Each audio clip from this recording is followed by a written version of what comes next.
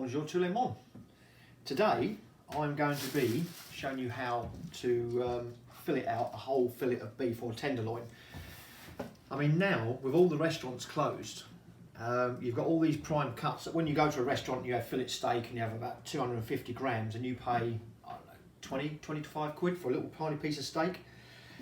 They can't get rid of it, so all the butchers are taking delivery of these really nice bits of beef and selling it dirt cheap. Now the easiest and the best way to buy it, if you can afford it and want to, is to ask your butcher to give you the whole piece, and then you can start bartering with them to bring it down, because it used to be you could pay up to £50 a kilo for prime fillet, but now it's gone down as low as $19.99. I saw it the other day for $14.99, but because I went into my butcher and asked me if I had the whole fillet, for this he charged me £12 a kilo. And that is about 3.9 kilos, which worked out, I think it was about £35 for all of that. This was reared in, this is English, in Kent, and it tells you when it was slaughtered. And that's what you don't get when you go to a supermarket. You can't see where it was reared, how it was raised, when it was slaughtered, how long it was hung for. So yeah, so we've got this nice piece here.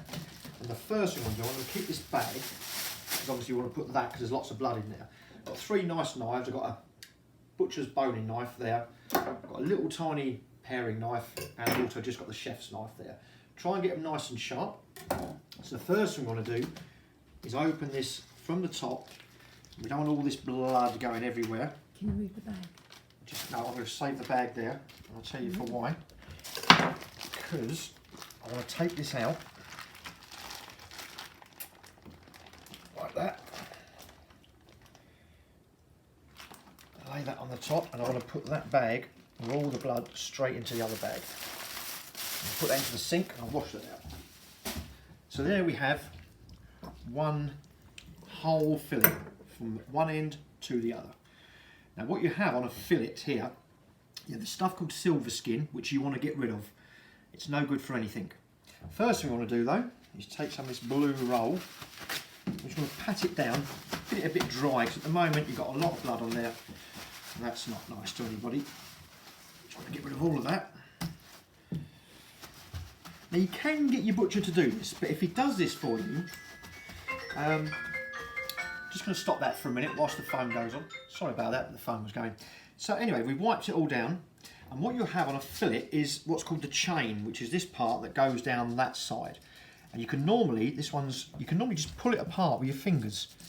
You can just get your fingers in there, run them down, and then just a little knife, just going to get this one, just to take off that little bit of fat and separate the chain from the rest. Now there's nothing wrong with this, because we can then butcher this up as well, actually. So there's the chain, which is taken off, and you see there's quite a lot of fat on there. There's some connective tissue, but I will take all of that off and end up with some nice bits of fat that you can use either for the dog or whatever. Now, what we've got here now, you've got this like membrane, which you can just pull off quite easily with your fingers. Same sort of thing that you get on monkfish, you have to do the same. You don't want to be eating that, that's not nice. So we can just pull that off nicely, and you're left with this stuff underneath, which is called silver skin. Now you really don't want to be eating that, so you just want to go under like that, and then using a sharp knife you can take off nice bits of that, and you can see the meat underneath. So you end up with this silver skin here, which is just connective tissue. It's no good to man or beast, so you can either give it to your dog, or what you can actually do is make gravy with it, throw it in with the stock, and it will just reduce down. But the problem is, because it's connective tissue, it's not like fat. It doesn't just disappear into the food too much, so if you can, you really want to get rid of it. So we take this off like that. So what I'll do, I'll take the rest of that silver skin off. You don't want to watch me doing all of that. And when it's all prepared, I'll show you the best way of cutting this into steaks. So this is all the fat that we've taken off from the silver skin. I wouldn't throw that away. I'd put that in the freezer. I'd make gravy from that. Makes excellent gravy. Just put it into a pan, a little bit of tomato paste on there, reduce it right down so it goes gnarly, add some water, and then strain it off. So anyway, we're back with this. So this is the chain that I've filleted out with all the fat gone. There's nothing wrong with this. You can cut this up for stir fries. It's gorgeous. You can have it in sandwiches. But what I like to do, you can now portion this up like for steaks, or I always like to take one out for a beef Wellington. So I'll try and take off about a kilo in weight right from the centre cut. That's where the best part of the meat is. It's the thickest part. So that's, I mean, look at that. If you was eating steak in like prime steak in a restaurant, that would be the piece you go for. It'd be that. It's just, so that should be about 900 grams, I reckon. Let's just see what that is. Oh, it's only 600 grams. That's a nice little beef Wellington for two, that. So then you've got, so we put that aside there.